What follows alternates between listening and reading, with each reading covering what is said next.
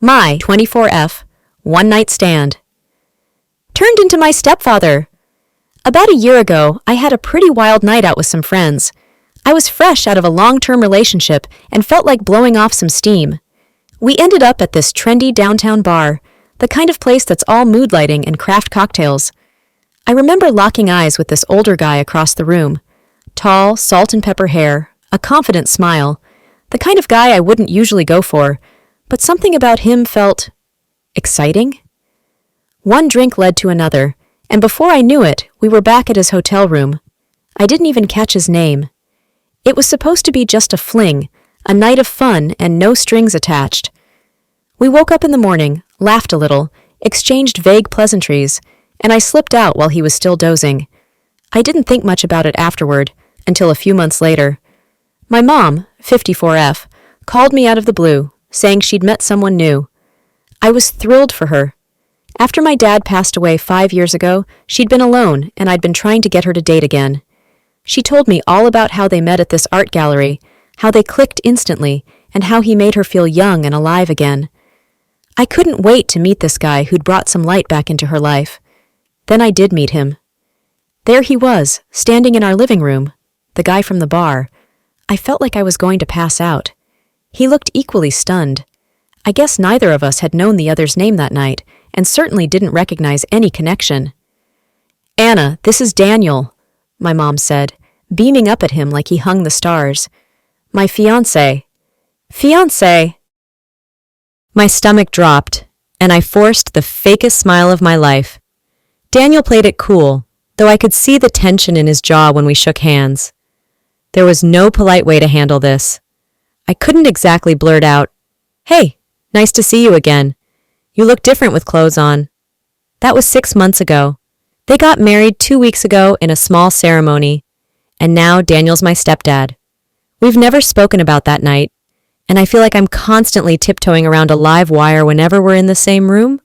My mom adores him and keeps saying how lucky we are to have him in our lives. I'm losing my mind. It's not like anything happened between us since, but I can't help feeling like I'm carrying around this awful secret. Every time Daniel tries to bond with me, asking about work, suggesting we get lunch together, I feel this tight knot of guilt and panic. And then there's my mom, oblivious and happy, completely unaware that her perfect match once had his hands all over her daughter. Part of me thinks I should just tell her and rip off the Band-Aid, but how would that help? It's not like we knew. It was just a random, stupid mistake, and now it's too late. My mom deserves to be happy, and I don't want to be the one to ruin it for her. So I guess I'm stuck, playing the dutiful stepdaughter, smiling through clenched teeth every time I see him, pretending I don't remember the feel of his lips on mine. I keep wondering if he's as good at hiding it as I am, or if every time he looks at me, he remembers too. Update. Well, the secret's out, and it's a complete nightmare. It's been 6 months since I first posted, and I thought I was handling things pretty well. Daniel and I kept our distance, stayed polite, and pretended everything was normal. I even convinced myself that maybe I could just live with this forever. But of course, secrets have a way of exploding at the worst possible moment. It all came out at a family BBQ last weekend. My mom wanted to celebrate Daniel's 55th birthday and invited a bunch of family and close friends. Things were going fine. I was keeping to myself, nursing a drink in the corner, and trying to avoid eye contact with Daniel. But then my cousin Sarah, 26F, showed up. I hadn't seen her in over a year, and the minute she spotted Daniel, her face lit up like she'd just seen a ghost. She made a beeline for me, half drunk and giggling, and said, loud enough for everyone to hear, "Anna, isn't that the guy you hooked up with last summer?" The whole backyard went dead silent. I felt like I'd been hit by a truck. I could see my mom's smile freeze on her face as she slowly turned to look at me, then back at Daniel. Everyone else was whispering and exchanging awkward glances, but it was like I couldn't move or breathe.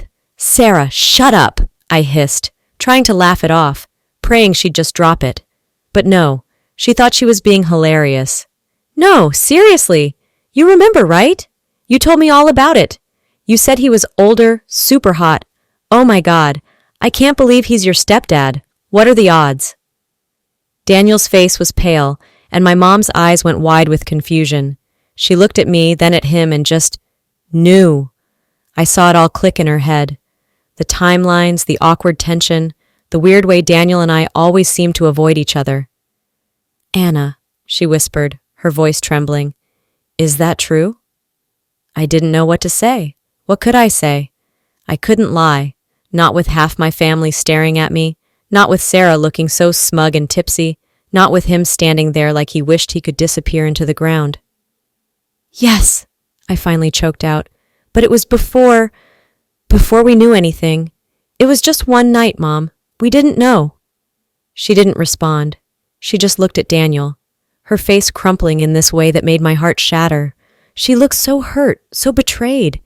He tried to reach for her, tried to explain, but she jerked away like he'd burned her. "You knew, and you didn't tell me?" she demanded. "Both of you. You kept this from me? All this time?" "It meant nothing," Daniel said quietly.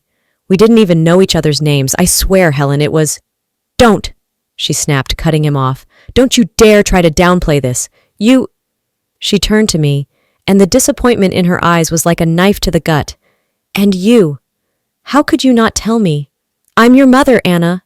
I tried to explain, to make her see that I hadn't wanted to hurt her, that I'd been trying to protect her.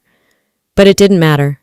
To her, it felt like the ultimate betrayal, like I'd been laughing behind her back this whole time. She left the party in tears, and Daniel followed her. But I haven't heard from either of them since. The family is a mess. Everyone's talking, judging, spreading rumors. My phone's been blowing up with texts and calls from relatives wanting to know how I could do this to my mom, if I'm having an affair with him, if I'm some sort of homewrecker. It's like I'm living in a bad reality show. I've been staying at a friend's place because I can't even go back to my own apartment without feeling like I'm suffocating. I don't know what's going to happen next. I haven't spoken to my mom since that day, and Daniel's been radio silent too. I'm terrified I've ruined everything. My relationship with her, her marriage, everything. All because of one stupid, impulsive night. A night I'd give anything to take back. But I can't. Now I'm just praying that somehow we can piece our family back together, if there's even a family left after this. Final update. It's been a year since everything blew up, and somehow, against all odds, things are okay, maybe even good. After that disastrous BBQ, my mom didn't speak to me or Daniel for weeks. I thought I'd lost her forever. But over time, and a lot of therapy for all of us, we started talking again. First, it was tense, awkward phone calls. Then coffee meetups where we'd sit in silence, sipping lattes. But slowly, bit by bit, we started rebuilding our relationship. My mom said the hardest part wasn't what happened that night. It was that we kept it from her. She felt blindsided, and I get that. So I've spent the past year trying to regain her trust. Being honest, open, letting her feel everything without jumping to fix it.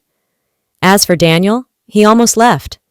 He offered to walk away to give her space, but my mom didn't want that. She said what happened before they met didn't define them, and if he left now, it would.